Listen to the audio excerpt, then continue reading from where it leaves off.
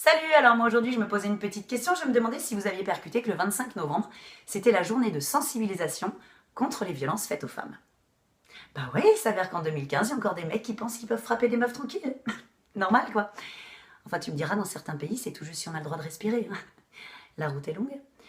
Mais il y a une violence dont on parle peu, c'est la violence psychologique, celle qui malheureusement ne laisse pas forcément de traces physiques et qui est certainement la plus difficile à combattre. Et pour étayer ça, mais quoi de mieux comme sujet que le pervers narcissique? Je sens qu'elle va être sympa cette vidéo. Alors déjà, première chose, il va falloir définir le pervers narcissique. Attention toutefois à ne pas le confondre avec son cousin le manipulateur. Ah non, parce que alors lui, c'est une personne très intelligente, qui sait ce qu'elle fait, censée être saine d'esprit, et encore j'ai un doute, et qui lui, va réussir à faire de toi quelqu'un que tu n'es pas. En gros, il t'hypnotise, extrêmement dangereux. Le pervers narcissique, lui, il sait pas qu'il est un pervers narcissique. Il sait pas ce qu'il fait, il en a pas conscience. Et c'est là que réside tout le problème. Il n'y a que moi quand même qui trouve que depuis quelques années, il y a une sorte de mutation chez les connards ou pas? Non, parce qu'avant tu avais les mecs bien et les connards, mais là maintenant il y a des cases, avec des pathologies psychologiques. On n'est pas dans la merde. Dans la plupart des cas, le pervers narcissique a lui-même des failles psychologiques, une dépression, liée certainement à un problème dans son enfance, voire des drames de la vie. Ah, je vois que tu compatis. Surtout ne le fais pas. Ah non, parce que là tu vas devenir la proie idéale du pervers narcissique, évidemment. Si tu es une connasse dénuée de toute empathie, tu ne risques rien. Par contre, si tu as un petit côté ONG, tu vois, sauver le monde et aimer ton prochain, là voilà, c'est foutu. Tu es sa prochaine victime, méfie-toi. Là où il est super fort quand même, le pervers narcissique, c'est que personne ne sait ce qu'il est vraiment. Ah ben non, pour le reste du monde, c'est limite un super-héros. Il est sur un piédestal, il a plein d'amis, tout le monde le vénère. Quand tu parles de lui, on va te dire que c'est une personne extraordinaire, qu'il n'y en a pas deux comme lui sur Terre. Ben putain, heureusement, faudrait pas qu'en plus il se multiplie. Non, mais c'est ça le problème. C'est que face à lui, au bout d'un moment, si tu essayes de faire comprendre aux autres ce que tu es en train de vivre, on va te traiter de folle. Ah oui, c'est toi qui passes pour une connasse, hein. Laisse tomber. Oui, je sais ce que tu vas me dire. Dit comme ça sur un ton un peu de rigolade, on pourrait presque croire que le pervers narcissique, c'est oui. Non, ne le crois surtout pas. Il est vraiment dangereux en fait. Oui, alors pour te faire comprendre, on va faire 2 secondes de psy. Ça s'appelle le triangle de Kaplan. C'est-à-dire que c'est une personne qui a une faille narcissique, un comportement de séducteur-sauveur afin d'attirer sa victime, oui, victime, et ainsi avoir du pouvoir sur elle pour ensuite pouvoir la détruire.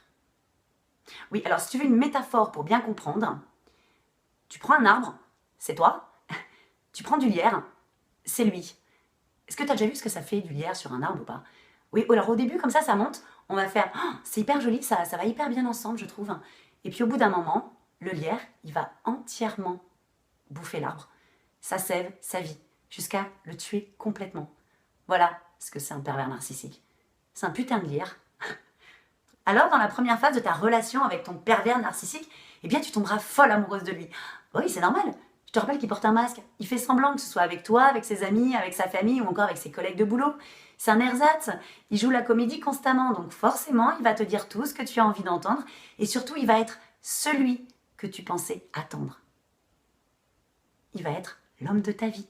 Ouais, mais juste un petit peu. Alors une fois que tu seras bien en confiance et surtout très amoureuse, le pervers narcissique va pouvoir te dévoiler quelques-uns de ses petits travers comportementaux.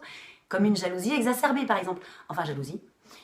Non, tu lui appartiens, tu es à lui, tu es sa chose, son jouet, cherche pas. Il est aussi extrêmement violent, pas forcément avec toi, non, mais avec le reste du monde. Et aussi très matérialiste. Oui, il pense évidemment que ce que tu ne peux pas t'offrir toute seule te fera rester avec lui. Oui, alors si je peux faire juste une petite parenthèse sur les cadeaux, les mecs. Nous, dans un couple, une fille, quand on aime quelqu'un, on n'a pas besoin de cadeaux. La seule chose dont on a besoin, c'est de temps et d'attention. Le reste, on s'en fout. Alors évidemment, penses-tu que ces comportements, si tu les avais vus avant, tu te serais barré. T'es pas complètement bête. Mais il y a un petit côté syndrome de Stockholm. C'est-à-dire que le travail psychologique de ce mec-là, il est déjà bien entamé sur toi. Tu peux plus te barrer. Non, c'est fini. Ça me fait penser un peu aux mouches avec oui, la spirale, là. Elles arrivent comme ça, innocentes, et elles voient ce truc qui a l'air absolument génial, qui sent bon et qui les attire. Et elles finissent collées comme des connes. Et elles peuvent pas se barrer. Alors fort heureusement, il y en a quand même qui arrivent à se décoller. Évidemment, je ne te parle pas des mouches, mais des filles et de leurs pervers narcissiques. Et là, attention, c'est la phase 3, le harcèlement. Oui, qu'est-ce que tu crois? Qu'on quitte un pervers narcissique comme ça en claquant des doigts? Ah non, il l'a pas décidé, lui, que c'était terminé. Et là, ça va être la persécution. Mais oui, parce que même si lui, il a le droit de vivre sa vie, forcément, toi, il a trouvé qu'il n'avait pas assez pourri, tu vois, la tienne. Il va continuer, parce que même si t'es plus avec, il saura le moindre de tes faits et gestes, et en bon petit animal de compagnie bien dressé, eh ben tu vas te justifier, à chaque fois, évidemment. Attention, à partir de là, ça va être festival. Toi, il t'a déjà collé en dépression, mais il va provoquer un AVC à ton téléphone. Ah oui, il va pas te lâcher, hein. Que ce soit les SMS, les appels, passer par Messenger, n'importe quoi. Tout est bon pour te rappeler à quel point tu es sous son emprise. Il ne te lâchera pas, il te dira tout ce que tu as envie d'entendre, même s'il ne le pense pas. Il ira peut-être même jusqu'à te demander de l'épouser. Pas parce qu'il le pense, non. Juste parce qu'il veut pas que tu te barres. Fort, le gars. Mais là où il est encore plus fort, c'est que à la fin, tu vas te retrouver toute seule. Il aura tellement travaillé le côté psy et annihilé tout sens du relationnel que tu n'as plus personne autour de toi. Et lui, par contre, il est vénéré. C'est un petit peu, en fait, comme si tu te battais contre Iron Man et que toi, tu étais équipé de quoi? Une fourchette. Oui, en gros, c'est ridicule et tu sais que tu vas perdre. Bon, d'habitude, j'essaie quand même de terminer mes vidéos avec une certaine note d'humour, une petite morale. Ouais, alors j'ai quand même l'impression que le pervers narcissique, au niveau de l'humour, il m'a foutu dedans. Hein.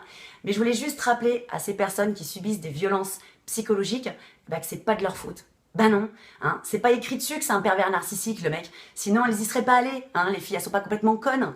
Et donc, juste rappeler que ce genre de personne vous fait glisser lentement mais sûrement vers la dépression. Et la dépression, ma foi, parfois, quand on est seul et qu'on a l'impression qu'on va pas s'en sortir, ça mène au suicide. Donc non, surtout pas. Tu le fais pas parce qu'en plus, il serait capable d'aller faire ton éloge funèbre. Donc tu te relèves et toi, t'avais rien fait. Toi, tu voulais juste une jolie histoire. T'avais pas signé pour le Guantanamo de l'amour, tu vois. Et dis-toi une chose, c'est que quand on se relève d'une tornade, ma foi, c'est pas un petit coup de vent qui va te décoiffer après. Voilà.